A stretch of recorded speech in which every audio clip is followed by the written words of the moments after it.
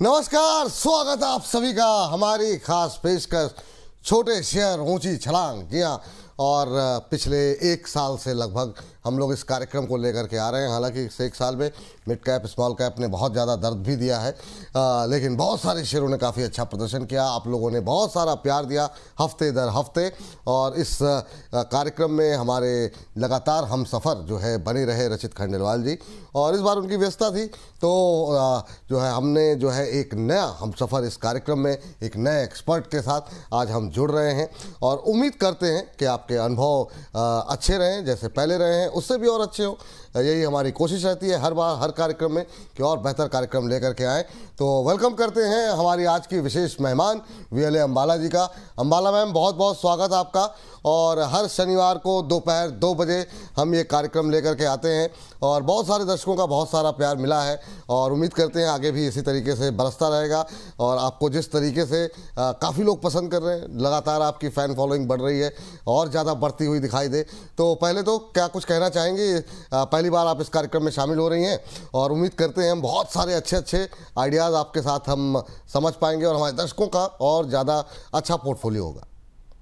Thank you so much Vipul ji. Yes, this is the very first time कि ये वाला show छोटे शेयर ऊंची छलांग वाला मैं पहली बार कर रही हूँ, बट आई नो कि ज्यादातर जो मेरा स्टॉक पिकिंग का सिलेक्शन होता है वो छोटे शेयर का ही होता है। सो होपफुली जो लोगों की एक्सपेक्टेशन होगी, I try my level best. तो रही बात मतलब जो भी स्टॉक्स हैं आज इसके बारे में डिस्कस करेंगे, जो भी आएंगे सामने। कोशिश हम करते हैं मैम 200 के आसपास, लेकिन चूंकि दर्शकों का इतना प्यार रहता है तो कुछ एक अगर 10, 20, 50 रुपए ऊपर या फिर 100 रुपए ऊपर भी चले जाते हैं कभी कभी कुछ एक शेयरों में, तो उस पर हम बातचीत करेंगे। अच्छा, जो आप कह रही हैं ना कि आपका सिलेक्शन वैसा ही रहा है, तो बात सही है। हम लोग भी चिंतन मंथन कर रहे थे कि किससे बात की जाए, तो सबकी सर्वसहमति से ये हुआ कि अंबाला जी से बात की जाए।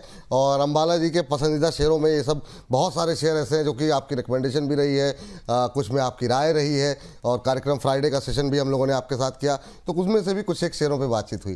तो चलिए मैम, आज का शो शुरू करते हैं और कोशिश करेंगे जितने ज़्यादा हम शेयर ले पाएँ। और मैम कुछ एक शेयर जो कि काफ़ी चर्चा में रहे, और हम ज़्यादातर शेयरों में वही लेंगे जिसमें बहुत सारी टिप्पणियाँ लास्ट टाइम में भी आई थी, तमाम कमेंट्स वगैरह से उठा करके।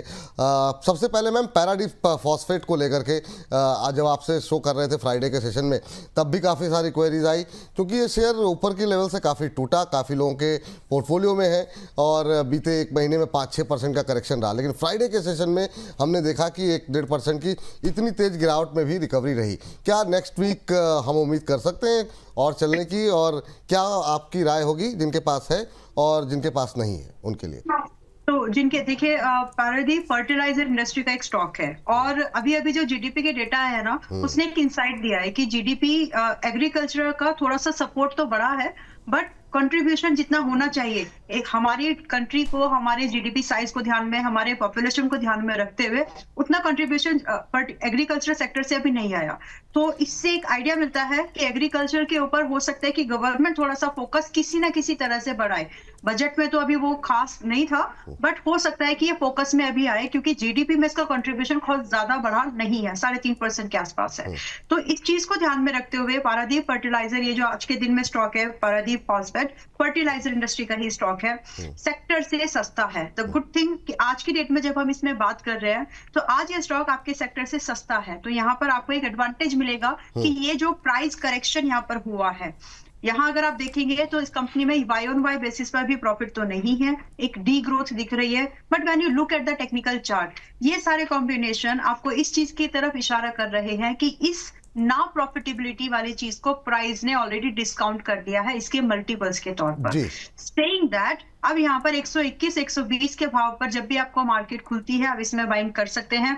अगले 10-12 दिन का व्यू मैं शेयर करना चाहती हूँ इस पे। मुझे यहाँ पर 130 से लेकर के लगभग 140 का भाव आते हुए दिखता है। So one can try for this. रही बात स्टॉप लॉस, और 110 रुपए का स्टॉप लॉस मेंटेन करके one can look for this swing trade also. हालांकि अगर आप इन्वेस्टमेंट के माध्यम से जाएंगे तो आपको इसमें 150 तक का भी भाव दिख जाना चाहिए। ठीक है, 130-140 तक के टारगेट या 150 तक के टारगेट देखने को मिल सकते हैं। करंट लेवल पे भी खरीदारी की जा सकती है। सोमवार को, मंगलवार को ये राय यहाँ पर निकल के आती हुई। एक और स्टॉक जो कि फ्राइडे के सेशन में अच्छा प्रदर्शन किया वो है रेडिंगटन का। रेडिंगटन में अच्छा मोमेंटम बनता हुआ दिखाई दिया है। मैम, आपका व्यू जानना चाहेंगे यहाँ पर, जिनके पास है उनके लिए भी राय, और जो लोग इस पर खरीदारी करना चाह रहे हैं उनके लिए भी क्या व्यू रहेगा। 12-13% भागा है, 275। हालांकि हमारी रेंज से 75-76 रुपये ऊपर है, लेकिन बहुत क्वेरीज थी इसलिए इसको शामिल किया। आपकी टिप्पणी क्या रहेगी रेडिंगटन को लेकर के? ये स्टॉक भी वैसा ही है विपुल जी कि मार्केट से यानी अपने सेक्टर से सस्ता है और थोड़ा सा प्रॉफिट भी है, तो कॉम्बिनेशन इज वेरी ब्यूटीफुल। तो जहाँ पे सस्ता भी है इंडस्ट्री से, प्राइस भी काफी करेक्ट हो गया है और साथ में आपके फाइनेंशियल्स में प्रॉफिट भी दिख रहा है। सो this is a deadly combination, one should definitely try.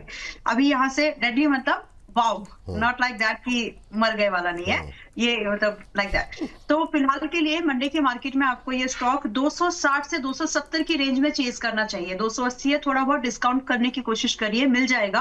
वहां से अगर आप इसको बाय करने की कोशिश करेंगे तो 300 से लेकर के आराम से आपको 335 रुपए का भाव टारगेट के तौर पर दिखेगा। अब आपके ऊपर है कि आप एक हफ्ते का टारगेट देख रहे हैं तो 300 के पास में निकलिएगा, लेकिन अगर आप थोड़ा सा बड़ा टारगेट देखें तो आप उसको पे सेकंड के लिए होल्ड कर सकते हैं। Stop loss once your entry get triggered, stop loss यहाँ पर छोटा रखिएगा, सिर्फ 245 का, इससे ज्यादा मत जाइए, क्योंकि अगर ये सपोर्ट टूटेगा इसका मतलब है कि इसमें और गिरावट थोड़ी सी गहरा सकती है। जब बात यहाँ पर निकल करके आई है तो यहाँ पर आपको 260-270 के बीच खरीदारी कर सकते हैं और 300 तक के पहले टारगेट यहाँ पर देखने को मिल सकते हैं रेडिंगटन में। अच्छा मैम, फ्राइडे के सेशन में बहुत सारी बातें हम लोगों की हुई सुबह और 1 बजे दोनों के शो में शुगर को लेकर के। चीनी शेयरों पे काफ़ी बातचीत हुई, आपने कुछ एक शेयर रिकमेंड भी किए, लेकिन बहुत सारे लोग ऐसे होंगे जिन्होंने वो हो सकता है प्रोग्राम ना देखा हो। धामपुर शुगर से शुरू करना चाहेंगे मैम, लेवल टू लेवल बात करते हैं क्योंकि कई सारे शेयर हैं। तो धामपुर शुगर पे सबसे पहले आपकी राय जानना चाहेंगे। ये जो रिकवरी शुगर सेक्टर को में आती हुई दिखाई दे रही है, क्या ये नेक्स्ट वीक भी कैरी फॉरवर्ड रहेगी, या जैसे कि ये सेक्टर है एकदम से चलता है एकदम से थम जाता है? अभी आपका व्यू क्या होगा धामपुर शुगर को लेके? 126-27 के आसपास चलता हुआ अभी तो खरीद सकते हैं। 120-125 की रेंज में आपको मंडे मिलेगा ये, और ये वाली जो मूवमेंट है ये थोड़ी सस्टेन होगी क्योंकि इसको एक मैक्रो फैक्टर का ट्रिगर मिल गया है कि एथेनॉल को मैंडेटरी जो किया गया है उसकी वजह से ये स्टॉक्स में डिमांड बढ़ेगी, एडिशनल इनकम बढ़ने की पॉसिबिलिटीज होती है। And yes, these stocks are heavily dependent on government policies, उनको क्लोजली वॉच करो, फिलहाल पॉजिटिव है। तो इस हिसाब से धामपुर शुगर हो गया ये, और भी कोई दूसरे स्टॉक जो शुगर इंडस्ट्रीज के हैं वो आगे करके हम अभी डिस्कस करेंगे मैम आपसे जी। तो इसमें बाय बनता है और एक बॉटम बाइंग भी है, रिस्क छोटा है। 120-125 की रेंज में खरीदारी करके सिर्फ 110 रुपए का स्टॉप लॉस मेंटेन करके लगभग विपुल जी आराम से 140 का तो पहला टारगेट आना ही चाहिए, आ जाएगा आराम से। दूसरा 155 तक भी होल्ड कर सकते हैं। तो एक हफ्ते का नजरिया है तो 140, एक महीने 1.5 महीने का भी लेके चलोगे तो 150। हाई बीटा स्टॉक है इसलिए एक पोजीशन जो है थोड़ा सा मैनेज करके चलना। स्टॉप लॉस टारगेट दोनों का ध्यान रखें। 110 का स्टॉप लॉस, 140 पहला टारगेट यहाँ पर देखने को मिल सकता है। धामपुर शुगर के बाद अगला शुगर वो आता है मैम श्री रेणुका शुगर। उस पर आपकी राय जानना चाहेंगे। वहाँ पे जरा लेवल्स खाली अगर हम लोग डिस्कस कर सकें, बल्कि दोनों डिस्कस कर ले, बजाज हिंदुस्तान और रेणुका शुगर, इन दोनों पे आपकी राय, और साथ में शुगर को लेकर के आपका आउटलुक क्या होगा, फिर हम शुगर से बाहर निकलेंगे। ओके, शुगर से बाहर निकलेंगे जी, शुगर से बाहर निकलेंगे। ज्यादा मिठास भी परेशानी कर देती है, ज्यादा मिठास परेशानी का कारण बनेगी। वही बस, मतलब ज्यादा ओवर नहीं हो जाइएगा आपके पोर्टफोलियो में। हिंदुस्तान शुगर मेरी अच्छा जी। एक तो रेणुका शुगर है मैम और एक बजाज हिंदुस्तान। तो पहले रेणुका शुगर स्क्रीन पर है, 24 रुपए के आसपास की क्लोजिंग रही है, आधा % के आसपास, आधा पौने % के आसपास की मजबूती के साथ बंद हुआ। ठीक है, डन। तो रेणुका शुगर तो आज भी देखिए, आज रिकमेंडेशन में, मतलब जो फ्राइडे का सेशन हुआ उसमें रिकमेंडेशन में ऑलरेडी था, फिर भी इसमें बाइंग की अपॉर्चुनिटी ढूंढिए। जितना हो सके 24-25 की रेंज के ही खरीदार रहिए। 22.5 रुपए का स्ट्रिक्ट स्टॉप लॉस रखिए जो इसका इमीडिएट सपोर्ट रेंज है, और टारगेट की पॉसिबिलिटी 26, 28 और 30 रुपए की है। और 28 रुपए तो मुझे लगता है कि अगले हफ्ते का ही टारगेट होना चाहिए, आ जाएगा। ओवर एक्सपोज मत होइएगा, क्योंकि लाइन से अगर कई सारे शुगर स्टॉक्स की बात हो रही है, ऐसा मत करिएगा कि फिर पूरा शुगर ही भर ले, वो डायबिटीज कर देगा, मतलब ओवरवेट हो जाएगा। नहीं, अभी तो जब तक हम लोगों के 40 पूरे होंगे लोग भूल भी जाएंगे। इतने सारे शेयर हम लोग लेकर के आए 1 घंटे में ना, और कुछ अब तो स्पीड बढ़ानी पड़ेगी क्योंकि जो है इतने सारे शेयर हैं। चलिए, यहाँ पे 22.5 का स्टॉप लॉस रखा है, 26 और 28 जो है यहाँ पर जो है टारगेट देखने को मिल सकते हैं। ये फिलहाल की राय, और राय आप लोगों को जो है बगल में भी दिखाई देगी, थोड़ी देर दिन में लगातार चली रहे हैं, लेकिन उसको डिटेल में सुनिएगा क्योंकि हमारे पास शब्द थोड़े सीमित होते हैं, लेकिन जो पूरा एनालिसिस मैम क्या आप लोग सुनते रहिए। मैम बजाज हिंदुस्तान रह गया जी।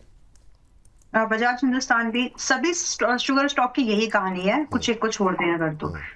अच्छा मैम, बजाज हिंदुस्तान के लेवल के साथ साथ ये भी बता दीजिएगा, ये जो 3-4 एक प्राइस रह गया, तो इनमें से अगर कोई चुनना हो, एक या दो, तो शुगर में किसको चुनेंगे आप? एक बार डिस्कशन पे आ जाते हैं सबके, एक बार अगर आपके पास कोई और डिस्प्ले होगी तो उसको भी देख लेंगे, फिर मैं अपनी तरफ से शुगर के 2 स्टॉक में दे दूंगी। ठीक है। बजाज हिंदुस्तान शुगर, बजाज हिंद शुगर अभी चल रहा है लगभग 16 रुपए पर है, तो ही रखिए, नहीं है तो छोड़ दीजिए।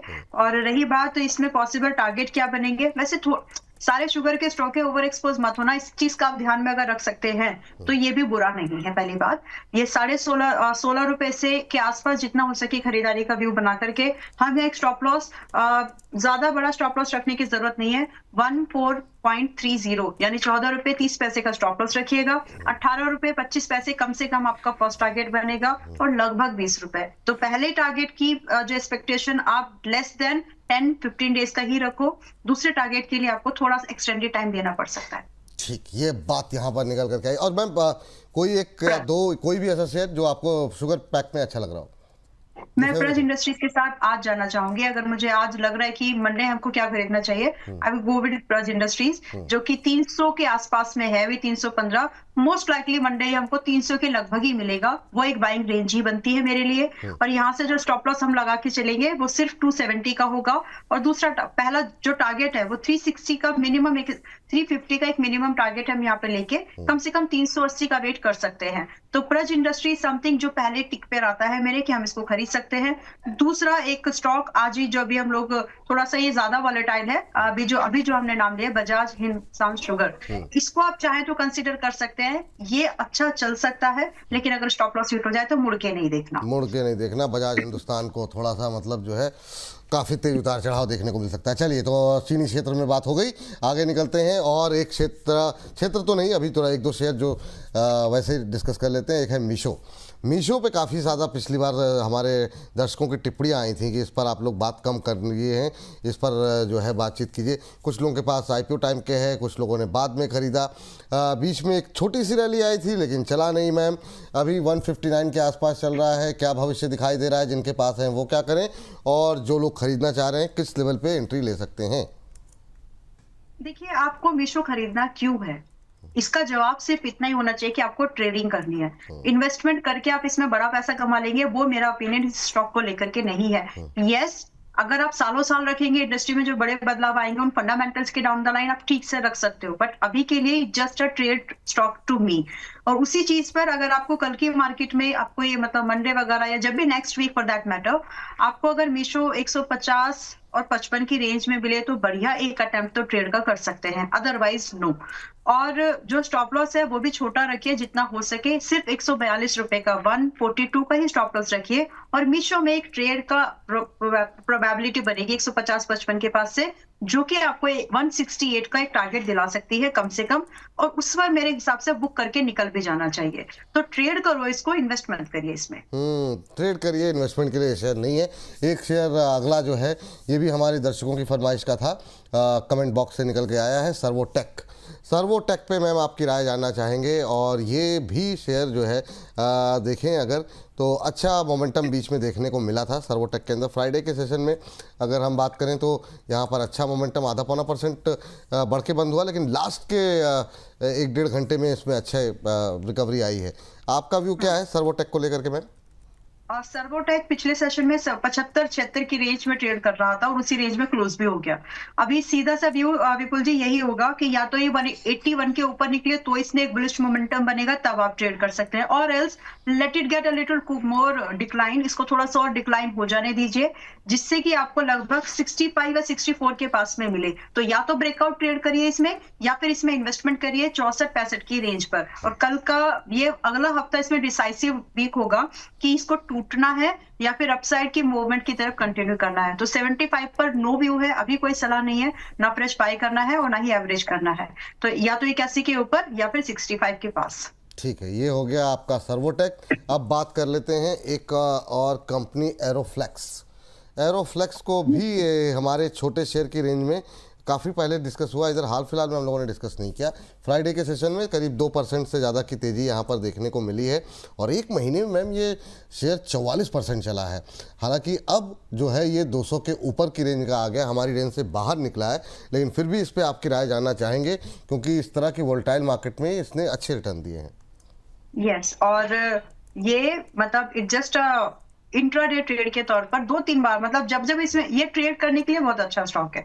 जब जब इसमें मौका बनता है आप इसमें एक ट्रेड अपॉर्चुनिटी ढूंढ सकते हैं। नाउ सवाल ये है कि क्या इसमें ये जो मजबूती पिछले एक महीने में बनी है, क्या मार्च में भी ये कंटिन्यू होने के चांसेस हैं? तो आंसर यस है इस बात का, क्योंकि अगर आप इसको देखोगे तो 234 के आसपास में है। खरीदारी करने का जो विचार आपको बनाना चाहिए थोड़ा कूल ऑफ प्राइस पर, लगभग 220 के पास न, ये तो एक पहली बात हो गई। दूसरा चीज जो इसमें पॉसिबल अपसाइड की जो मूवमेंट है वो कंटिन्यूएशन, इसके सेक्टर से ये महंगा है, काफी महंगा है, तो आपको अपना एक्सपोजर यहाँ पर कम रखना चाहिए। अभी इस एक्सपेंसिव के अगेंस्ट में इस कंपनी के पास प्रॉफिट है, बट ये सेक्टर से और अपने पीर्स से दोनों में महंगा है अगर आप इसके ईपीएस को भी चेक करेंगे तो कहने का मतलब ये है कि सिर्फ इसमें आपको 220 के आसपास खरीदारी करके लगभग 245 से लेकर के 270 रुपए के टारगेट को आप चेस कर सकते हैं। ओवर एक्सपोज मत होना, ऑलरेडी बॉटम बाइंग अपॉर्चुनिटी ये नहीं रह गई है ये अभी एक एक्सटेंडेड रैली की यहाँ पर बात हो रही है, तो आपको अगर वो चेस करना है स्टॉप लॉस अपना 205 पर रखना। 205 पे रखिए, चलिए ठीक है। एक रह गया लेकिन उसको बाद में डिस्कस कर लेंगे। अच्छा, अपने दर्शकों को एक चीज़ और बता दें कि आज के इस कार्यक्रम में हम कोशिश क्या करेंगे, मैम से रिक्वेस्ट करेंगे कि हर 15, 20, 25 मिनट पे कोई अगर ट्रेड अगर जो कि अगले हफ्ते के लिए अगर निकल पाए तो उन पर मैम से बात करेंगे। तो 1-2 शेयर और उसके बाद से आज का पहला जो है अगले हफ्ते के लिए ट्रेड या फिर स्विंग ट्रेड मैम से पूछेंगे। लेकिन पहले जरा बात कर लेते हैं पीएसयू बैंक को लेकर के। बहुत लोग कह रहे हैं मैम कि अब ये रैली बैंक की जो है पूरी हो गई, खासतौर से फ्राइडे में जो पिटाई देखने को मिली उसको देखने के बाद। शुरुआत करेंगे कैनरा बैंक के साथ। कैनरा बैंक पे आपका व्यू क्या है, अभी क्या करना चाहिए? अच्छी रैली, अच्छी रिकवरी यहाँ पर देखने को मिली है, अच्छे रिटर्न भी लोगों के बने। अब क्या करें? 150 के आसपास, 157 के आसपास कैनरा बैंक कैसा लग रहा है आपको? बुक प्रॉफिट, क्योंकि अभी यहाँ से मैं आपको कुछ बैंक्स को छोड़ देंगे तो ज्यादातर बैंक सभी ओवरबॉट कंडीशन में आ चुके हैं और वहां से अमूमन 5 से 15% का प्रॉफिट बुकिंग बोलिए या फिर जो भी आपको उसको टेक्निकल नाम देना है, जो भी नाम देना आप दीजिए, बट जब भी स्टॉक एक अच्छी रैली करता है और कम समय में करता है तो उसमें वो एक प्रॉफिट बुकिंग एक्सपीरियंस होती ही है। आपका निफ्टी बैंक इंडेक्स आप देख रहे हैं कि ज्यादातर इस पूरी रैली में सपोर्ट किसका था? पीएसयू बैंक्स का। तो पीएसयू बैंक जो चल गए हैं अब उनका थककर प्रॉफिट बुकिंग का समय है। धीरे धीरे आप अपने शिफ्ट को दूसरे बैंक्स की तरफ कर सकते हैं। लिस्ट ज्यादा बड़ी नहीं है, दूसरे बैंक्स में ऑप्शन कम ही है, जिसमें से आपके पास में सेंट्रल बचा है, पीएनबी बचा है, थोड़ा डिस्काउंट पे खरीदना लेकिन, और थोड़ा बहुत कोटक बैंक वगैरह। बट वापस आते हैं कैनरा बैंक, अभी प्रॉफिट बुकिंग का टाइम है। अगर आप हो तो अगले हफ्ते आप इसमें एक डिक्लाइन की एक्सपेक्टेशन रख सकते हो। ये अभी 157 पर है, अगले हफ्ते का इसमें एक टारगेट में देकर चल सकती हो आपको, क्योंकि ऑप्शंस में है तो आपकी मर्जी है ट्रेड करना चाहें तो। बट फिर भी आपको एनीवेज ये आपको 148 से लेकर के 145 तक पूरे महीने के दायरे पर दिख सकता है। तो फिलहाल this is the time to book profit. Fresh buying उसी जोन पर करिए, लगभग 140-145 की रेंज पर। ठीक है। और ये जो है ना, मतलब हमारी लिस्ट में भी अगले 2 शेयर वही हैं जो अभी आपने नाम लिए, पीएनबी और सेंट्रल बैंक। तो पहले बात कर लेते हैं पीएनबी को लेकर के। पीएनबी में अभी भी खरीदारी कर सकते हैं मैम, जो आपकी बातों से ऐसा लगा तो बताइए। क्या करंट लेवल पे खरीदें, नीचे आने पे खरीदें, 129 पे ही खरीद लें? आपका व्यू क्या है? मेरा व्यू ये है कि मैं इसको 125 और 120 की रेंज में ज्यादा कंफर्टेबल, अभी छोटा साइज है, अब लगता 4 रुपए है लेकिन वो 4% हो जाता है, 3-4%। तो इसीलिए 129 के आसपास क्लोज हुआ है पिछले सेशन में। हो सके तो 2-3 दिन वेट करिए, मंडे, ट्यूसडे, व्हाटएवर, तो आपको ये 125 के आसपास मिलेगा, वहां आप जरूर खरीद सकते हैं और वहां से आपको एक एक्सटेंडेड रैली इस स्टॉक में मिलेगी, तो उसी को आपको चेस करना है। अब यहाँ पर स्टॉप लॉस जो आपको मेंटेन करना चाहिए वो कम से कम 115 का होगा, पॉसिबल टारगेट 135, 155 होंगे। तो इसका पूरा मूवमेंट अभी हुआ नहीं है, इसका कंट्रीब्यूशन अभी थोड़ा सा और चलेगा, लेकिन डिस्काउंट पर खरीदना थोड़ा सा और। तो मतलब ये है कि जिनके पास है वो तो अभी होल्ड ही करें ना? हाँ जी, 100 मतलब जो स्टॉप लॉस 115 का स्टॉप लॉस रखिए और 135-55 के टारगेट का वेट करिए। चलिए, ये बात हो गई। अब सेंट्रल बैंक में क्या करना है? सेंट्रल बैंक में जो पहले से है वो लोग होल्ड कर जाइए 44 के टारगेट के लिए। जो बाइंग करने का प्लान कर रहे हैं वो 38 के आसपास का थोड़ा वेट करिए, पेशेंस रखिए, मोस्ट लाइकली ये भाव आ जाना चाहिए। 40-44 पे मत खरीद, 40 के पास में मत खरीदो, महंगा है थोड़ा सा। और मेरे ख्याल से आपको अगले 2-4 दिन के अंदर में सेंट्रल बैंक अगेन 38 के एज क्लोज टू 38 मिलेगा, वहां पर आप खरीदारी कर सकते हैं। 37-38 पर खरीदें तो फिर लक्ष्य क्या रखे मैम, क्या बताया आपने? पहले 44 रुपए का एक टारगेट है, उसी पर आप मैक्सिमम प्रॉफिट बुकिंग कर भी सकते हैं। 44 का टारगेट सेंट्रल बैंक में आते हुए लगता है। और इसमें स्टॉप लॉस जी, जो स्टॉप लॉस है वो आपको सिर्फ यहाँ पर जब आपकी 38 के आसपास की बाइंग है तो आपका स्टॉप लॉस सिर्फ 36 का ही मेंटेन करके चले, तो एक अच्छा रिस्क रिवॉर्ड उसमें बनेगा। ठीक मैम। सेंट्रल बैंक के बाद बसता है हमारा बैंक ऑफ महाराष्ट्र में बहुत क्वेरीज रहती हैं, तो अगले दो काउंटर फटाफट मैम बैंक ऑफ महाराष्ट्र और यूनियन बैंक, इसको जरा कवर करते हैं। इनके लेवल्स बता दीजिए और उसके बाद से आज का हम पहला आपका ट्रेड जानने की कोशिश करेंगे। Bank of Maharashtra, union bank. अच्छा पहले बैंक ऑफ महाराष्ट्र की बात कर लेते हैं, स्क्रीन पर आके वही है। सो यहाँ पर मैं थोड़ा पोजीशन हल्के करने की, पार्शियल प्रॉफिट बुकिंग की सलाह दूंगी। फ्रेश बाइंग अभी नहीं करना है, अगर आप पहले से हो तो बुक योर प्रॉफिट, थोड़ा तो बुक करके चलो। और यहाँ पर आपको जो दोबारा री एंट्री करनी चाहिए उसी कैपिटल से, अभी तो कैपिटल रोटेशन का टाइम है वैसे, बुक योर प्रॉफिट, कम से कम पोजीशन हल्की जरूर कर लीजिए। If you don't want to do that also तो कम से कम यहाँ पर 70 रुपए का, अभी 74 पर है, 70 रुपए की ट्रेलिंग के नीचे मत रखिएगा। 70 रुपए तो कम से कम लेने की कोशिश करिए। अगर आपकी बाइंग उससे ऊपर की है then please book your profit, जहां पर भी आपको कल मौका मिले, यानी मंडे मौका मिले। और यूनियन बैंक में क्या करें? यूनियन बैंक में भी सेम व्यू है विपुल जी, मैंने जैसे अभी बोला रहा कि ज्यादातर बैंक्स अभी ओवरसोल्ड कंडीशन में आ चुके हैं एक्सेप्ट अ फ्यू, तो यहाँ पर भी आपको प्रॉफिट बुक करके चलना चाहिए। ऊपर की अपसाइड लिमिट हो चुकी है, अभी लिमिटेड हो चुकी है 215-20 तक ही, but if you look at the chart आपको ओवरसोल्ड ओवरबॉट कंडीशन दिखेगी जो कभी भी इस स्टॉक को 10 से 15% गिरा सकती है पुल बैक मूवमेंट के तौर पर। तो फिलहाल आपको इसमें प्रॉफिट बुक कर देना चाहिए। इसमें जितने भी अब बैंकों में एक दो बैंक को छोड़ दिया जाए, पीएनबी और सेंट्रल बैंक को लेकर के बाकी पीएसयूज में प्रॉफिट बुक करने की सलाह है। अच्छा, एक state bank of India and state bank of India also, SBI also. SBI में क्या प्रॉफिट बुक करने कह रही है कि खरीदने कह रही है? प्रॉफिट बुकिंग, ये प्राइम प्रॉफिट बुकिंग का है उसमें। ठीक, प्रॉफिट बुक करने की सलाह है। एसबीआई में भी यस बैंक रह गया, इसमें एक जो है कुछ डेवलपमेंट भी आई थी, लेकिन उस पर आने से पहले मैम जरा मैं चाहूँगा कि आज का पहला ट्रेड अगले हफ्ते के लिए कोई स्विंग ट्रेड है जो आपको अच्छा लग रहा हो? यस, मुझे गुजरात किडनी है जो कि हॉस्पिटल, अभी रिसेंट लिस्टिंग भी थी ये कंपनी की, उसी पर मेरा ध्यान है। अभी जिस तरह से फार्मास्यूटिकल सेक्टर में एक अपटिक चल रहा है तो जो स्टॉक्स में क्वालिटी होगी, वर्थ होगी, वो धीरे धीरे चलना शुरू करेंगे। ओनली थिंग जो हमको यहाँ पर देखनी है कि कंपनी सेक्टर से दुगनी है, मैं एक्सपेंसिव है यानी मल्टीपल्स के मामले में, बट इसका प्रॉफिट भी एक बार आप जरूर देखिएगा।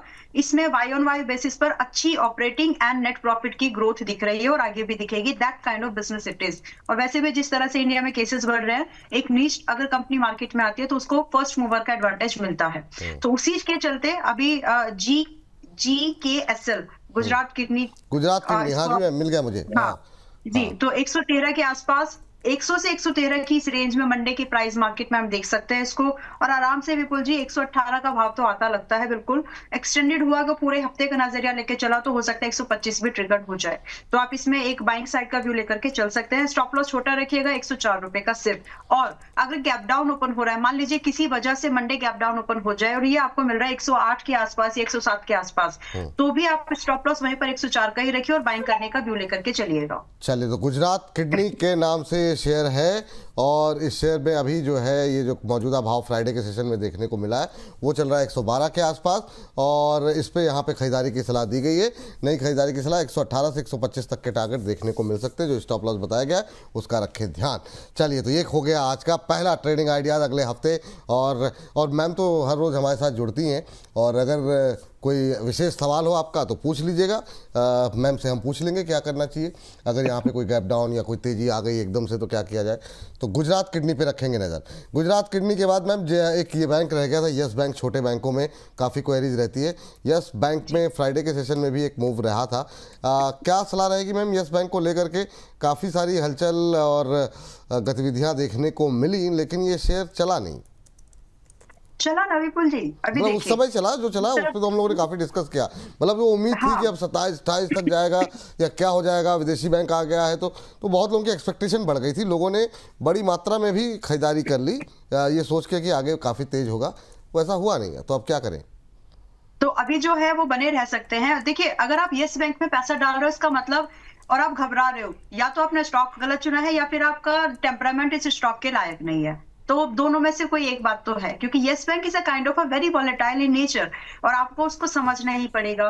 तो जितनी भी डेवलपमेंट्स होंगी उस डेवलपमेंट में इट्स लाइक जैसे दूध उबालते हैं ना, वैसा जितने भी लोग दूध उबालते हैं तो उनको समझ में आता है, न्यूज पे ट्रिगर करके ये फटाक से ऊपर भी उड़ेगा और तुरंत ये ओवर स्पिल भी होगा। लेकिन अगर आप समझ जाइए इसका नेचर कुछ इसी तरह का है। तो कहने का मतलब ये है कि जो लोग पहले से हैं, आप इतना मत डरिए कि मतलब क्या ही हो जाएगा। कुछ खास बड़ा दबाव इस स्टॉक पर मुझे नहीं लगता है कि आने वाले समय में कंटिन्यू होगा, बिकॉज अभी ये चल रहा है लगभग 20 रुपए 72 पैसे के पास में। अगला सपोर्ट दूर है और काफी दूर है। आपको ये स्ट्रैटेजी यहाँ पर रखनी चाहिए कि अगर अगले हफ्ते में आपका येस बैंक एनीवेज 18 रुपए के नीचे जाकर के क्लोज करे तो ये आपके लिए एक एग्जिट लेवल बनता है। डेफिनेटली इसमें फिर सोचना नहीं, क्योंकि उसके बाद इसको आना है फिर 15-14 रुपए तक भी। बट जो लोग इसको ऑलरेडी होल्ड कर रहे हैं कि इस एक्सपेक्टेशन से कि आगे चलेगा, आप लोग इसी लेवल को वॉच करिएगा कि ये टूट तो नहीं रहा है। एंड ऑल्सो अपर साइड के लिए, यानी दूसरी साइड की इसमें मोमेंटम बनेगा या नहीं, ये समझने के लिए आपको इसमें कम से कम 22 रुपए के लेवल का वेट करना चाहिए कि इसको ब्रेकआउट करके सस्टेन हो रहा है क्या। तो साल भर का नजरिया लेके चलो, इतना भी मत घबराइए कि आपको रातों को नींद ना आए। लेकिन हाँ, आप इसमें थोड़े थोड़े सिप करके ये दो भाव तो जरूर देखिएगा। 18 रुपए पर इसका प्राइस एक्शन देखो कि क्या होता है वहां पर। अगर टूट जाए तो छोड़ दीजिए, बाकी अगर आपको एवरेज करने का मन है तो या तो 22 रुपए के ऊपर, या फिर बहुत ही टूट जाए जब ये 15 रुपए 14 रुपए के पास आ जाए तब नया पैसा डाल सकते हैं। तो मेरी बातों को सुन के घबराना नहीं, दो भाव दिए हैं 22 और 18, इनको ऑब्जर्व करना। नहीं, वो तो हमने कई बार बताया कि भाई पड़ोसी मुल्क के वजीर आला थे जो पुराने वाले, उन्होंने मतलब दुनिया को संदेश दिया है सबसे पहले तो आपने घबराना नहीं है।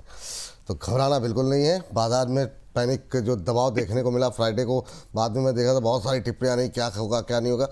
जस्ट चिल बॉस, जो बाजार है नीचे गया है ऊपर भी आ जाएगा, कोई दिक्कत वाली बात नहीं। और क्या होगा, 200-400 पॉइंट और नीचे जाएगा, इससे ज़्यादा क्या होगा। तो ठीक है। मैंने एक वीडियो बना दी है कि अगर मान लो निफ्टी आपका 24,200-300 आ जाए तो आप क्या खरीदोगे। तो उसमें उसकी तैयारी मैंने करके रखी है कि अगर यह हो जाए तो क्वालिटी स्टॉक्स खरीदना है। उसके 2-4-5-6 स्टॉक्स के नाम रख दिए हैं, लार्ज कैप है सभी ज्यादातर।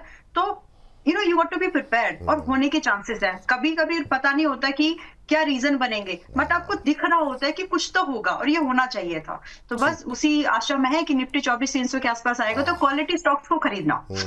अब लोग ये सोच रहे हैं, आप कह रही हैं 24,300 आ जाए तो ये खरीदना, लोग ये सोच रहे हैं 24,300 आ गया तो क्या बेचेंगे। मतलब बहुत लोग होते हैं जो एमटीएफ में लेकर के बैठे हुए हैं, वो 24,300 सुन के ही घबरा रहे हैं, कह रहे हैं कि आप खरीदने की बात कर रहे हैं। यहाँ मतलब जो आदमी हाँ, क्या किया जाए। चलिए बैंक से बाहर निकलते हैं। बैंक में खरीदने के लिए सिर्फ 2 शेयर हैं, पीएनबी और सेंट्रल बैंक, है ना मैम? है ना, ये कोटक बैंक भी इंक्लूड कर सकते हैं। हाँ, कोटक बैंक में लेवल बता दीजिए फटाफट। कोटक बैंक अभी उस रेंज का नहीं है, बट कोटक बैंक खरीदा जा सकता है। अभी 415 पर है। इन्वेस्टमेंट के लिए ही इसको आप देखिए, 400 के आसपास, 415 कल की मार्केट में मिलेगा। जब मैं कल बोल रही हूँ तो नेक्स्ट ट्रेडिंग सेशन में आपको मिलेगा, तो उसमें आप खरीदारी करके इन्वेस्टर के तौर पर आ सकते हैं। स्टॉप लॉस छोटा रख लीजिए इस बार। यहाँ पर 200 दिन का मूविंग एवरेज है, 370 का स्टॉप लॉस मेंटेन करके चले, उसके नीचे मतलब। और पॉसिबल टारगेट जो है मोमेंटम में 450 तक मिल सकते हैं, एक्सटेंडेड हुआ तो 480 भी। लेकिन बस इतना ही ध्यान में रखना है कि ट्रेडिंग नहीं करना है, इन्वेस्टमेंट के लिए थोड़ा थोड़ा पैसा लगाओ ताकि इसको होल्ड कर सको। बैंक निफ्टी थोड़ा सा वीक रहेगा अगले हफ्ते में, ये मेरी मुझे लगता है कि प्राइस मंडे ट्यूसडे के दो पहले, मतलब हफ्ते के पहले 3-4 दिन तो थोड़ा सा वीकनेस कंटिन्यू होगी, उसके बाद रिकवरी की शायद पॉसिबिलिटीज बनेगी। एंड इसमें मेजर जो धकेलने के लिए जो नीचे जो ज्यादा प्रेशर लगाएंगे वो पीएसयू बैंक्स लगाने वाले हैं। अब जो घुन के साथ गेहूं के साथ घुन पिसता है, उस इफेक्ट में बैंकिंग के स्टॉक्स पर सभी में आपको थोड़ा प्रेशर दिखेगा। तो केयरफुली पोजीशन प्लान करो। बैंकिंग के लिए अगला हफ्ता जो है थोड़ा सा कॉशियस वाला होना चाहिए। चलिए ठीक, अगला हफ्ता और टेंशन वाला होना चाहिए, मोटी मोटी बात ये है। चलिए इस बीच जो है बात कर लेते हैं जरा अगले सेक्टर की। पहले मैं सोचा था पहले मेटल डिस्कस कर लें, लेकिन मुझे लगा कि लोगों का रुझान जो है वो पावर की तरफ ज़्यादा है और पावर में बहुत सारे हमारे सस्ते सस्ते शेयर भी हैं। तो पहले जो है ऊर्जा क्षेत्र की बात कर लेते हैं और शुरुआत करेंगे तमाम लोगों के पसंदीदा शेयर और सरदर्द बन चुके सुज़लॉन के साथ, क्योंकि ये शेयर चलता है नहीं।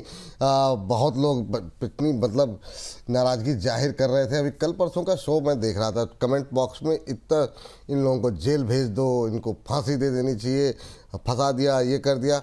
अब भाई अब जो देना हो दे दीजिए, क्या ही कर सकते हैं। लेकिन हाँ, इस शेयर ने परेशान तो किया है मैम। लेकिन अब बहुत सारे लोग काफ़ी पॉजिटिव भी टिप्पणियाँ और बहुत सारी चीज़ें रहती हैं, तो हम तो हर तरह की चीज़ें पढ़ते रहते हैं। लेकिन अभी क्या करें सुज़लॉन में, मतलब इस पे रहने वाले लोग 60, 70, 80 और अभी 2-4 दिन पहले 1 बजे के शो में सवाल आया था, उन्होंने 15,000 शेयर उनके पास 2 रुपये के ही पड़े हुए हैं। तो ऐसे ऐसे लोग भी हैं। तो अभी उन्होंने 80 भी रुपये देख लिए तब भी नहीं बेचे। तो मतलब सुज़लॉन में अब करें क्या? सुज़लॉन को होल्ड करो, बिजनेस में कोई प्रॉब्लम है। फंडामेंटल और टेक्निकल में यही फर्क होता है। फंडामेंटल वाला स्टॉक आपको पता है वो बहुत बढ़िया लेकिन चल नहीं रहा है तो इसलिए बेच नहीं रहे। टेक्निकल वाला स्टॉक आपको फटाफट से एग्जिट दे देता है, आप वहां पे प्रॉफिट नहीं बुक करते, आपको लगता है कि और जाएगा। So don't get confuse with all this. जो क्वालिटी स्टॉक है आपको मैं झुंझुनवाला जी का एग्जांपल लेती हूँ। जैसे उन्होंने टाइटन वगैरह उन्होंने बहुत दिनों तक होल्ड किए ना, 40-50% तक डिक्लाइन देखा, पोर्टफोलियो में रखा क्योंकि उनको भरोसा था उस बिजनेस पे। तो उस बिजनेस के आप जिसमें पैसा आपने लगाया है उसके फंडामेंटल्स देख लो ना कि वो 2 साल के बाद वो कंपनी मर जाएगी या 2 साल के बाद उस कंपनी में कुछ रिवाइवल आएगा। सवाल का जवाब ढूंढने की कोशिश करिए।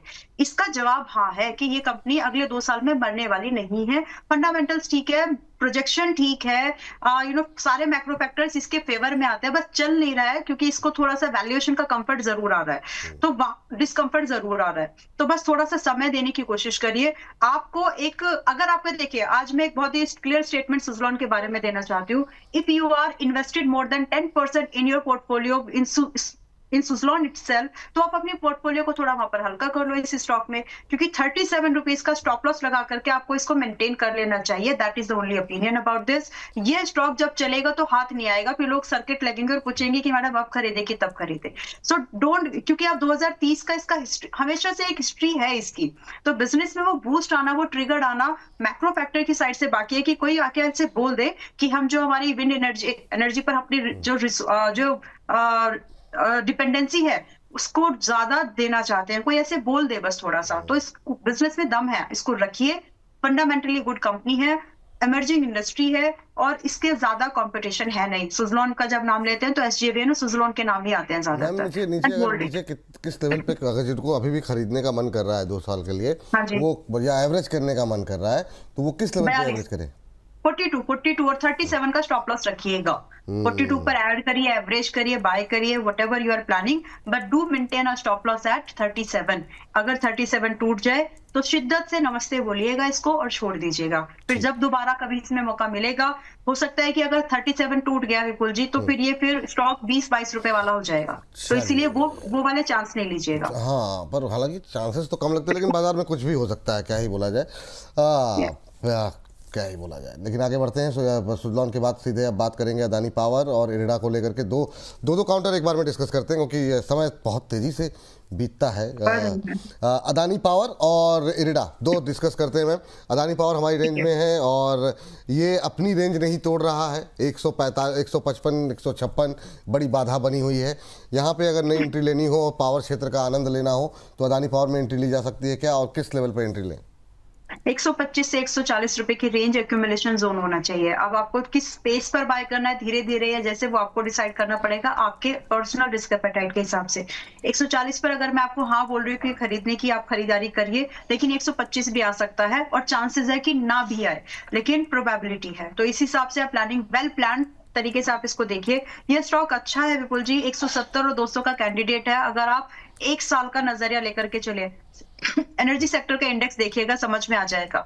और जिस तरह से क्रूड पर डिपेंडेंसी घटने की बात हो रही है, समझ में आएगा। अब इसके ऊपर सरदर्द बहुत है, मतलब अडानी ग्रुप को लेकर के कि ये वाला जो एनर्जी सेक्टर को लेकर के बातचीत हुई थी, तो बहुत सारी चीजें हैं, बट उन सबको ये भेद के निकल जाएगा। ये दम है इसमें। तो फिलहाल के लिए आप 170 और 200 के टारगेट का वेट कर सकते हो, बट इन्वेस्टर की तरह से इसको हैंडल करो। ट्रेड नहीं बन पाएंगे इसमें, वो गलती मत करिएगा।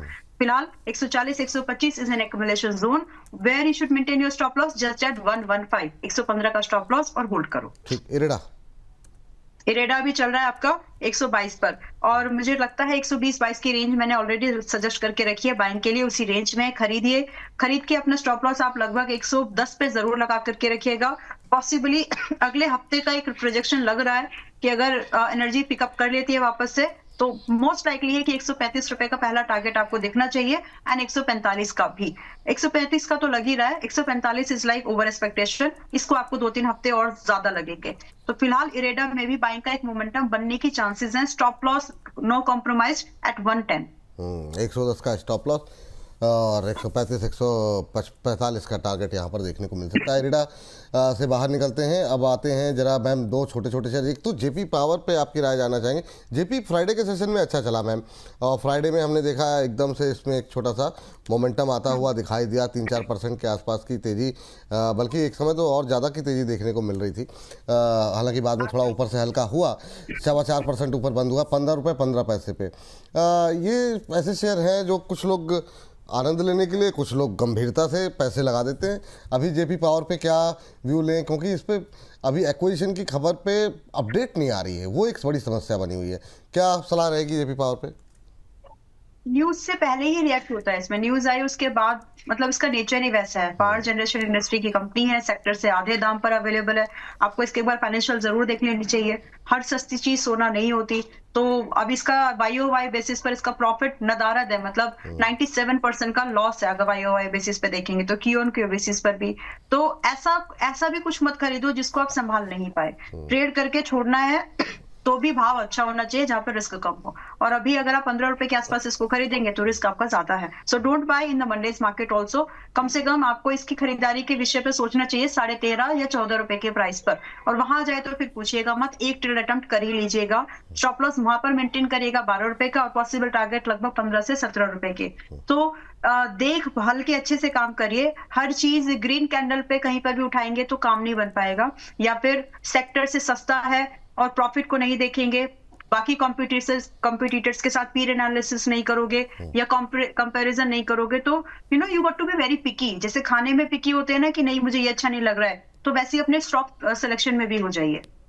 ठीक, ये बात यहाँ पर निकल के आई है मैम। लेकिन अब जो है जैसे पावर ग्रिड और आर पावर को एक साथ ले लेते हैं। पावर ग्रिड PSU की अच्छी कंपनी, अच्छा प्रदर्शन करती हुई दिखाई दे रही है और सबसे बेहतर प्रदर्शन कर रही है यहाँ पे इस समय। इसके बाद फिर हम बात करेंगे SJVN NHPC की, तो आप थोड़ा सा फास्ट चलेंगे ताकि पावर ख़त्म करें जल्दी से जल्दी। तो पहले पावर ग्रिड 300 के आसपास, हालांकि हमारी रेंज से बाहर, लेकिन काफ़ी सवाल थे इसलिए इसको शामिल कर लिया। तो ठीक है, देखिए पावर ग्रिड रिकमेंडेशन में रहा है पिछले हफ्ते पिछले महीने बराबर से। अभी वापस इसमें जो बाइंग का व्यू बनेगा विपुल जी, मेरे ख्याल से 285 के आसपास अगर मिल जाए तो छोड़ना नहीं। इस बार समय जरूर लगेगा, 1-1.5 हफ्ता एक्स्ट्रा ले सकता है दोबारा मोमेंटम बनाने के लिए, लेकिन 285 के आसपास खरीद लेना चाहिए। पॉसिबल टारगेट इसमें 330 रुपए से लेकर के लगभग 360 रुपए के आसपास के बनेंगे आपके लिए। स्टॉप लॉस यहाँ मेंटेन करके चलेगा, जो इसका पुराना सपोर्ट रेंज था उसके थोड़े से आसपास ही, सिर्फ 250 का स्टॉप लॉस मेंटेन करिए और 285 के बायर बन के आप इसमें 2 टारगेट जो दिए उसका वेट कर सकते हो। एनर्जी सेक्टर पर फोकस है गवर्नमेंट का, उस पर आप भी फोकस्ड रहिए। दूसरा आपने दिया है जी आर पावर, आर पार SJVN ले लिया था मैंने, कोई बात नहीं, आर पार देख लेते हैं पहले। आर पार में अभी कोई व्यू नहीं है, अगर आप बाय नहीं है इसमें छोड़ दीजिए। आर पावर को फिलहाल के लिए अवॉइड लिस्ट पे रखिए। ये मतलब ये भी पता होना चाहिए ना कौन कौन सी अवॉइड लिस्ट में है, क्योंकि क्वेरीज ना। अच्छा मैम एक चीज़ बता दीजिए, आर पावर में जिनकी पोजीशन है, ये रोज अक्सर सवाल आते रहते हैं, कई बार हम डिस्कस भी नहीं करते, तो क्या इसको अभी लॉस बुक करें या जो दूरी बना लें इससे भी? ठीक, बेच दीजिए। 2-3 जो आइडियाज दिया उसमें डिप में खरीदने की कोशिश करिए। देखिए रिवाइवल के चांस, वही बात है कि वो चलेगा क्या, उसके पैर हैं, पैरालिसिस तो नहीं हो गया, तो वो सारी चीजें देखनी है एक्चुअली आपको। तो आर पार में वो बात नहीं है कि इसको आप अगर स्टेरॉइड पे भी डाल देंगे तो ये थक के फिर गिर जाएगा, वैसा है। तो NHPC SJVN का नंबर ले लेते हैं भाई साहब। अभी पावर से दूरी बना लीजिए, क्योंकि प्रमोटर साहब क्या करेंगे वही उनका ही कंफ्यूजन है, तो फिर कंपनी का तो क्या ही बोला जाए। मैम बताइए। घर सीज हो रहे हैं लोगों के। हाँ क्या हो रहे हैं? घर सीज हुए हैं लोगों के। वही मैं कह रहा हूँ कि अभी वहीं पर स्थिति गड़बड़ है, तो फिर कंपनी का क्या होगा? काफ़ी सारी खबरें निगेटिव आ रही हैं, तो ऐसे जहाँ पे कॉर्पोरेट गवर्नेंस को लेके इशू आ जाए हट जाइए। यस मैम, SJVN NHPC जी। ओके, पहले SJVN देखते हैं जो कि अभी 73 रुपए पर है। आज बाय नहीं करना है, अगले हफ्ते भी बाय नहीं करना है, जब तक कि आपको ये डरिएगा मत जिनके पास पोजीशन पहले से है, but that is the view कि इसमें जो पैटर्न बने हैं, जो करंट कंडीशन है, मुझे लगता है कि ये 67 और 65 की रेंज को चेज कर रहा है। और जब मैं ये बोल रही हूँ तो 73 पर है, तो थोड़ा सा रुक जाएंगे, देखेंगे कि ये 67 और 65 की रेंज में आकर के क्या करता है, तो वहां पर हम इसमें फिर एक बार देख दोबारा रिव्यू करेंगे। But as of now there is no fresh long from my side and no averaging also. चलिए, तो अभी दूरी रहे, जिनके पास है वो होल्ड करें या निकल जाए? नजरिया देखिए, अगर आपका दिसंबर पूरा 26 आप रोकना चाहते हैं तो होल्ड कर लीजिए, अगर उससे कम का है तो चाहे तो निकल जाइए, दूसरे ऑप्शन ढूंढ सकते हैं, क्योंकि और गिरेगा ये 7-10-12%। आप उसको झेलने लायक होने चाहिए, झेल सकते हो तो रखिए, नहीं तो छोड़ दीजिए। दूसरा स्टॉक है NHPC जो अपने 75 पर अभी चल रहा है। NHPC भी काइंड ऑफ पिकअप आया नहीं है विपुल जी इसमें, और अभी भी मैं अगर टू बी स्पेसिफिक बोलूं तो यस, ये अभी भी आपको 68 पर मिलेगा और 75 पर अभी चल रहा है। पेशेंस रखो थोड़ा सा, ताकि डिस्काउंट और अच्छा बन जाए और फिर आप खरीद सकते हैं। एवरेज करना भी उसी भाव पर है, फ्रेश लॉन्ग भी मेरे ख्याल से 68 के आसपास करना चाहिए। और वो क्यों? क्योंकि बाय दैट टाइम इसका जो 200 वीक का, हफ्तों का मूविंग एवरेज आएगा और उस समय ओवरसोल्ड भी हो जाएगा, वैल्यूएशन कंफर्ट थोड़े से और बढ़ जाएंगे, तो इन्वेस्टर की नजर में आएगा एनर्जी सेक्टर पे।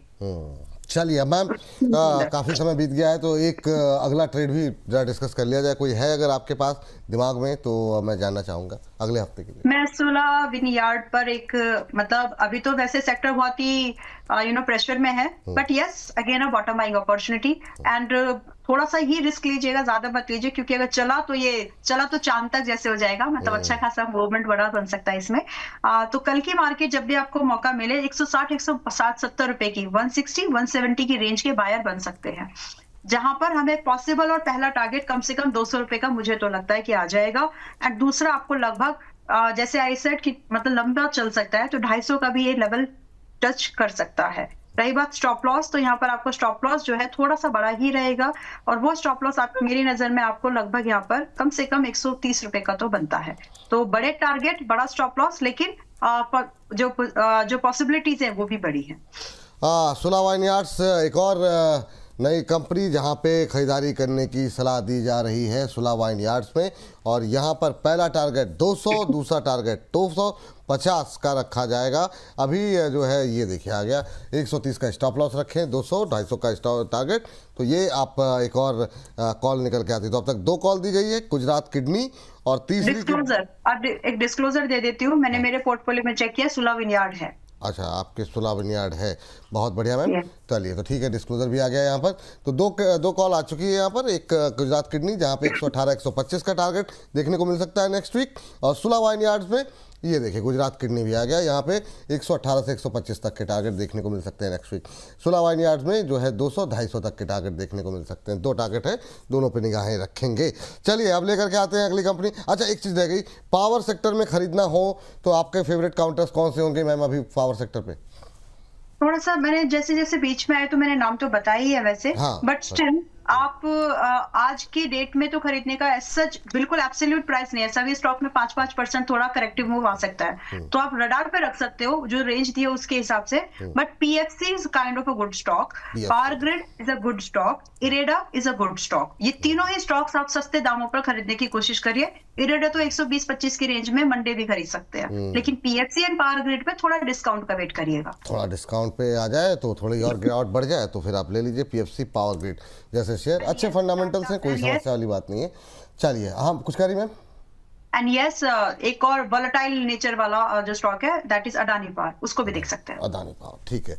तो पावर से बाहर निकलते हैं, देखते हैं कब तक करंट आता है इसमें, और अगली कंपनी लेकर के आते हैं जिस पर कि काफ़ी ज़्यादा लोगों का इंतज़ार रहता है, वो है वोडाफोन।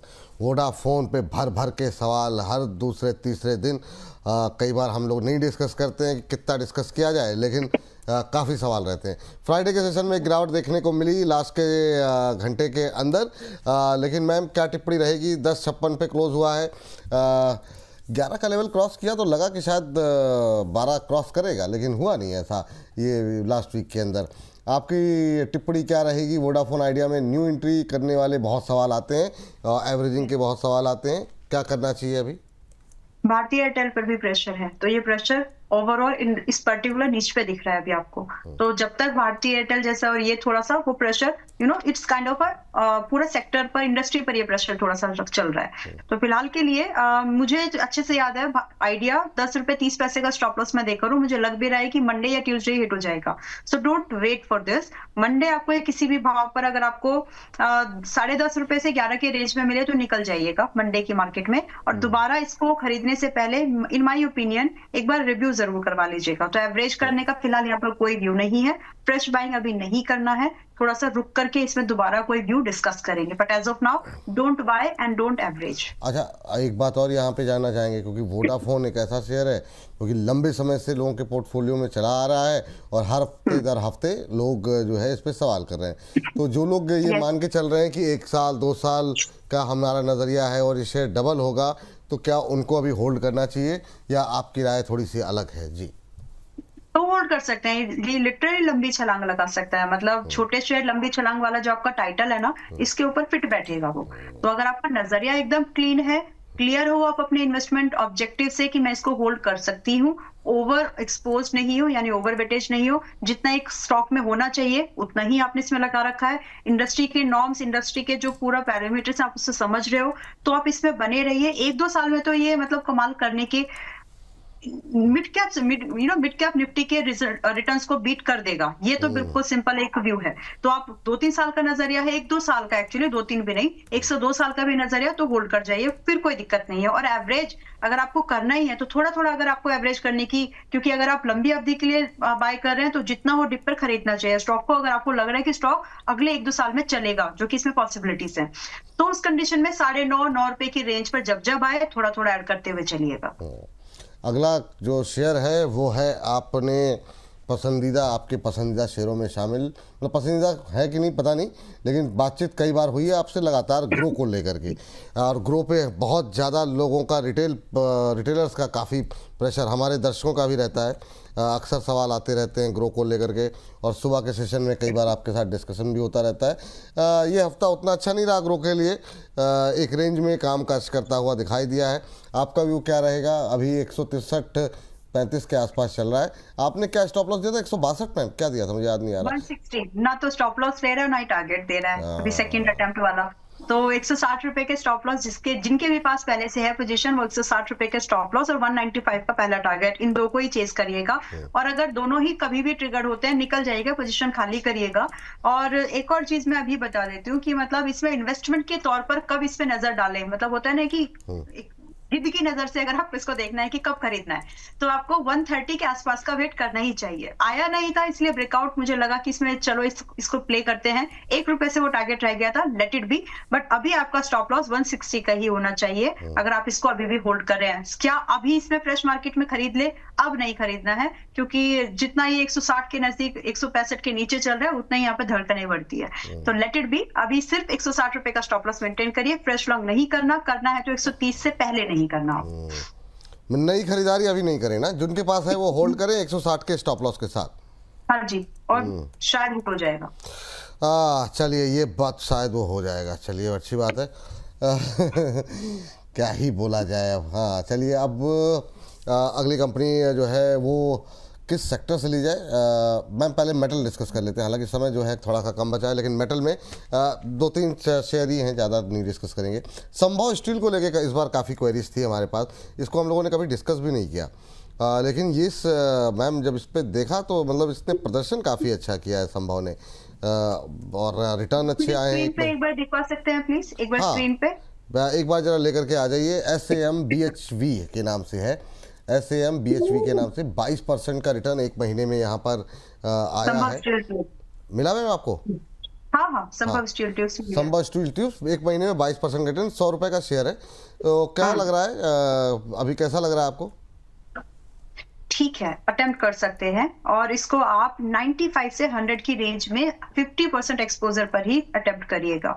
और पॉसिबल टारगेट जो यहाँ पर है, जो रिलेटिव स्ट्रेंथ यानी आरएसआई है वो एक मीडियोकर लेवल पर है, तो आपको इसको 50% एक्सपोजर पर ही अटेम्प्ट करना है। पॉसिबल टारगेट बता देती हूँ, अगले हफ्ते मुझे लग रहा है कि ये एक अटेम्प्ट आपको 110 का दे सकता है, यानी 10% की गेन की पॉसिबिलिटीज तो बन रही है आराम से। तो 110 के टारगेट और 120 के टारगेट के लिए एक बार इसको अटेम्प्ट किया जा सकता है संभव स्टील ट्यूब को। और बाद में जो स्टॉप लॉस एक्चुअली आपको यहाँ रखना है वो सिर्फ 89 का एक्चुअली मेंटेन करके इनफ है।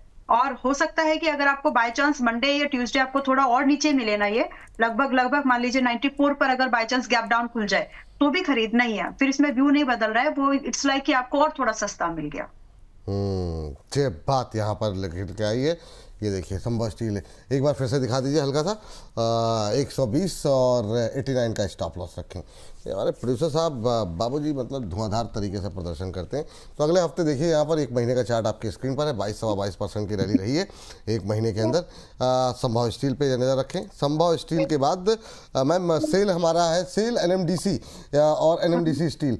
चूँकि समय कम है तो खाली अब लेवल्स डिस्कस करते हुए चलेंगे, हाँ या ना खरीद सकते हैं कि नहीं। सेल में अभी क्या करना चाहिए? संभव स्टील पे बातचीत हो गई है तो अभी सेल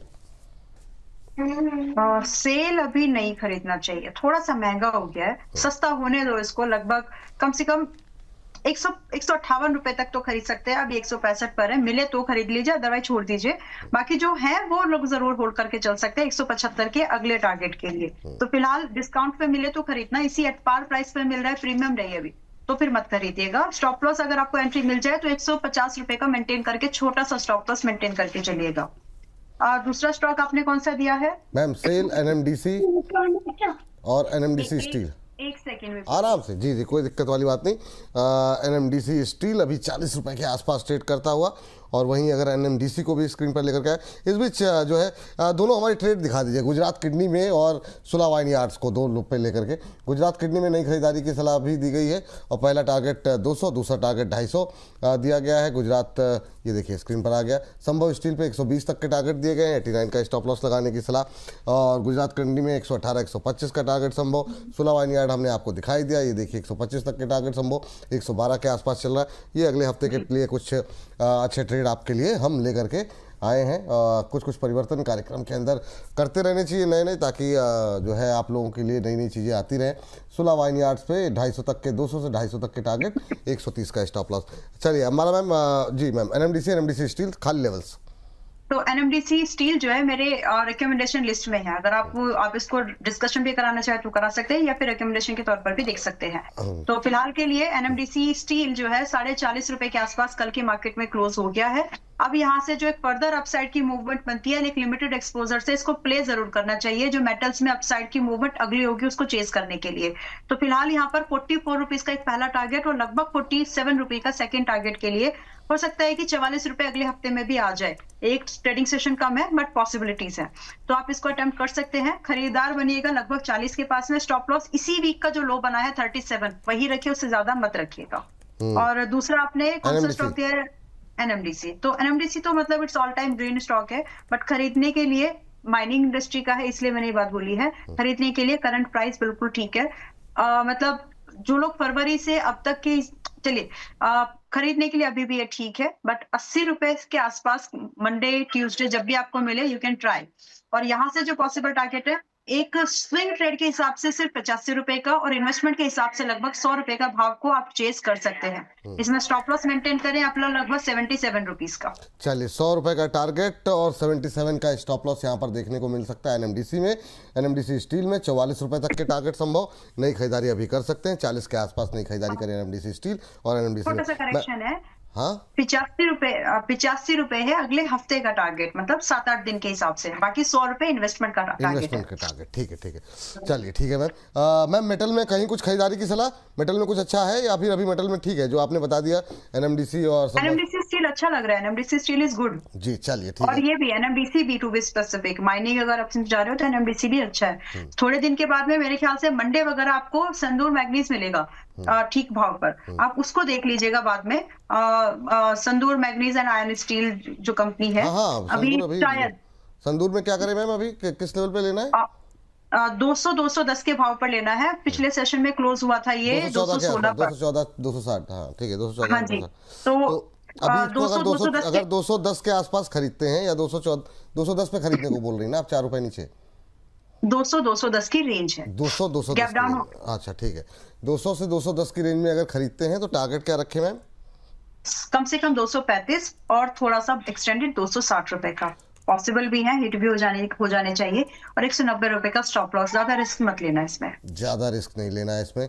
अच्छा, एक ऑटो इंसलरी सेक्टर रह गया जो कि काफ़ी प्रॉमिसिंग है, थोड़ा सा उम्मीदें रहती हैं। संवर्धना मदरसन मैं चाहूँगा कि इसको आप कवर कर लें कि कैसा लग रहा है आपको। और जमुना ऑटो, दोनों के खाली लेवल्स बता दीजिए, क्या करना है, खरीदना है भी है कि नहीं खरीदना है, जिनके पास है वो क्या करें। अभी 133 के आसपास चल रहा है। ओके,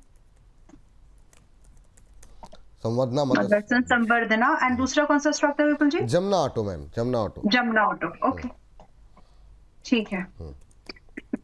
तो पहले मदरसन देख लेते हैं जो कि 133 पर है। नहीं, इसमें फ्रेश लॉन्ग नहीं करना है, अभी डिस्काउंट आएगा इसमें आपके लिए, आप इस डिस्काउंट को चेस करिएगा। 120 125 के पास 133 पर आया, फ्रेश लॉन्ग मत करिएगा। मोमेंटम हो सकता है कि आपको 140 तक दिख जाए, लेकिन सस्ता खरीदने की कोशिश करिए। तो 124 125 के आसपास खरीदार बनिए। अभी 133 का भाव मुझे महंगा लग रहा है, तो जो है वो बने रह सकते हैं। अगर आपकी बाइंग 125 से ऊपर की है तो आप प्रॉफिट बुकिंग करो, लेकिन अगर उससे नीचे की आपकी बाइंग है तो होल्ड कर जाइए। टारगेट इसमें आपको बाद में मिलेंगे 140 तक, बट खरीदारी के हिसाब से थोड़ा सा महंगा है। पुरानी पोजीशन होल्ड करें ना, अभी पुरानी कर सकते हैं क्योंकि ये मूवमेंट कंटिन्यू होगा और उस मूवमेंट में 145-40 का कैंडिडेट है। जमुना ऑटो जी, जमुना ऑटो अभी 147 के आसपास चल रहा है और इस पे भी काफी क्वेरीज रही हैं। ये सेक्टर भी ठीक चला बीच में जी। अभी जमुना ऑटो में फ्रेश लॉन्ग करने के लिए थोड़ा सा दिक्कत है क्योंकि अच्छा खासा चल गया है। अभी एक्सपोजर अभी कम नहीं, इसके अलावा दूसरे स्टॉक से आप उस पर ध्यान दे सकते हैं, जो है वो बने रहिए। हालांकि स्टॉक अभी भी मजबूत है और आगे चलेगा भी। अभी यहाँ से आपको 147 है, 162 रुपए से लेकर के 180 रुपए के भाव इसमें आने हैं, बट अभी लेने वालों का रिस्क रिवॉर्ड में फेवरेबल नहीं बनेगा, इसलिए मैं इसको अवॉइड लिस्ट पर रख रही हूँ। इसलिए इसको अवॉइड लो, जिनके पास है वो होल्ड करे ना, वो होल्ड कर जाइए। आपको 162 का टारगेट मोस्ट लाइकली है कि अगले 10-15 दिन में भी दिख जाए। ठीक है मैम। मैम एक जो है, चलिए हो गया समय, बिल्कुल लास्ट में हम हैं। MRPL देख लीजिए मैम, क्या करना चाहिए। ये सेक्टर पूरा छूट गया, लेकिन MRPL और ONGC दोनों ही कवर कर लीजिए। अगर नहीं, MRPL मॉस्शिप कवर कर लीजिए, मॉस्शिप पे ज़्यादा क्वेरीज रहती है। MRPL मॉस्शिप पे क्या करना चाहिए जी? MRPL तो अभी 200, एक सेकेंड, MRPL में थोड़ा प्रॉफिट बुकिंग आएगा विपुल जी। खरीदारी करना है लेकिन रुक के करिएगा, और करिएगा क्योंकि अच्छा स्टॉक है, चलेगा तो, लेकिन करिएगा 180 के आसपास। 196 पर है अभी, यहाँ से छोड़ दीजिए, 2-4 दिन थोड़ा कूल ऑफ होगा, 180 के आसपास फिर से खरीदारी कर सकते हैं। जब भी आपकी एंट्री ट्रिगर्ड हो, 1 दिन 2 दिन जब भी होता है, तो अपना स्टॉप लॉस 150 रुपए पर रखिएगा। थोड़ा सा बड़ा ही है, लेकिन टारगेट भी आपको वैसे ही मिलेंगे, सेटिस्फाइंग टारगेट कि आपको 220 और कम से कम 245 का टारगेट दिख जाएगा। ये भी अगले हफ्ते का बेट नहीं है, सोच समझ के आपको इसमें पैसा लगाना है। पहले प्राइस को थोड़ा सा डिस्काउंट आने दो।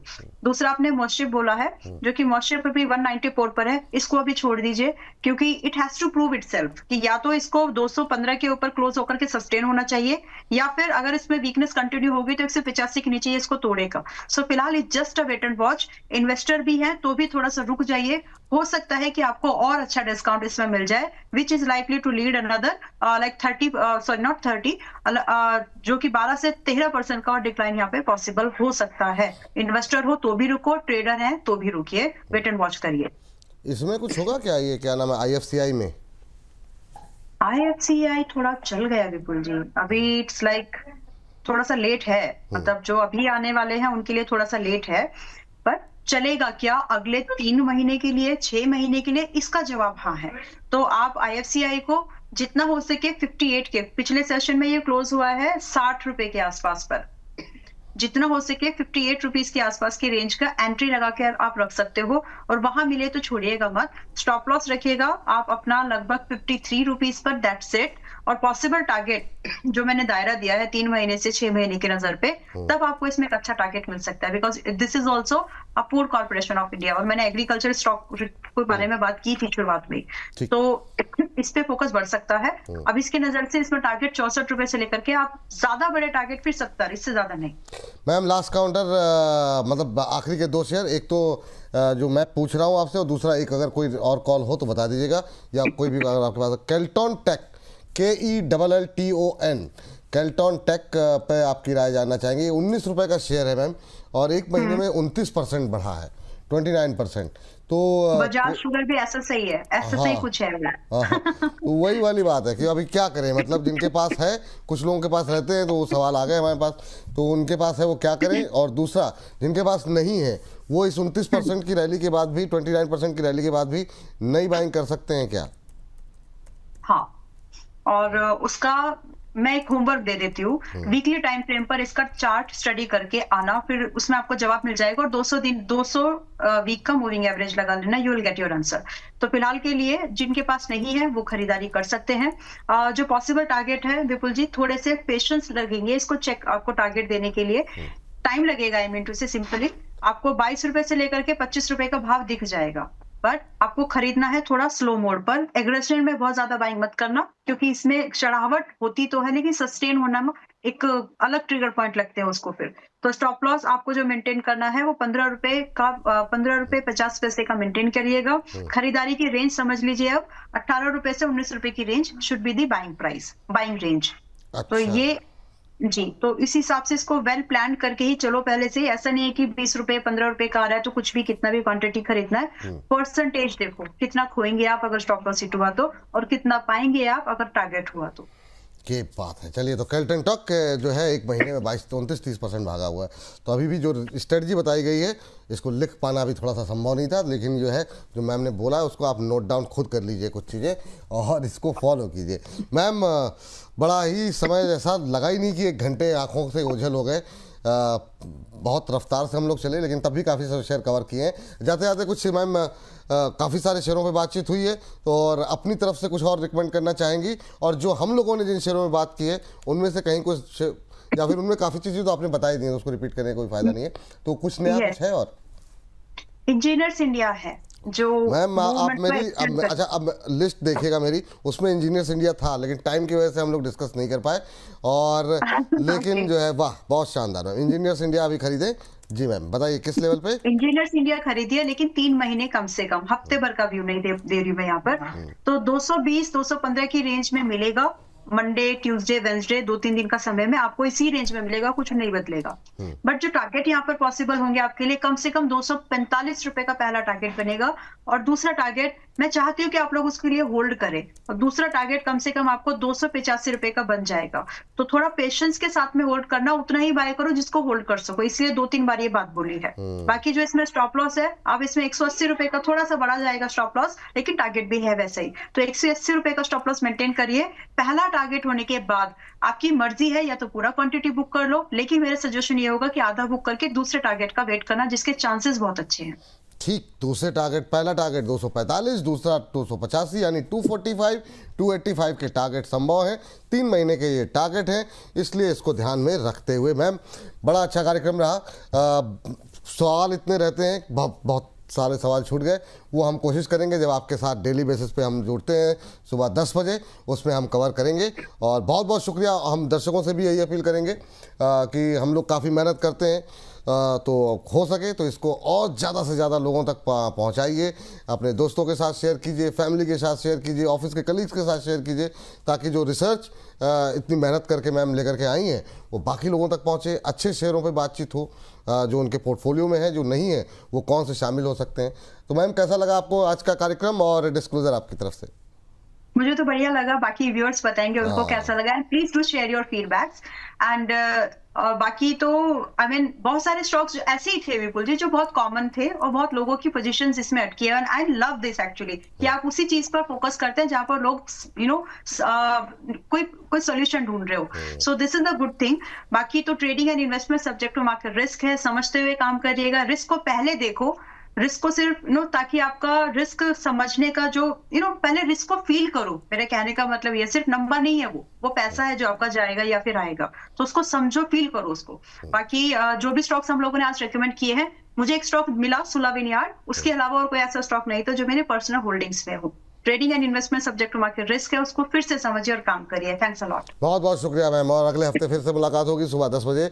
मैम रहेंगी, आप लोग भी जुड़िए हमारे साथ सुबह 10 बजे, दोपहर 1 बजे हमारे खास कार्यक्रम में। फिलहाल के लिए नमस्कार, मुझको इजाज़त दीजिए, और कल दोपहर में 2 बजे जरूर रविवार को भी जुड़िए और समझने की कोशिश करेंगे जीडीपी नंबर्स के बाद कैसा लग रहा है बाजार, और बाजार में और कितनी गिरावट बाकी, क्या अभी अगले हफ्ते और टूटेगा बाजार। दोपहर 2 बजे कल मिलेंगे। फिलहाल के लिए नमस्कार।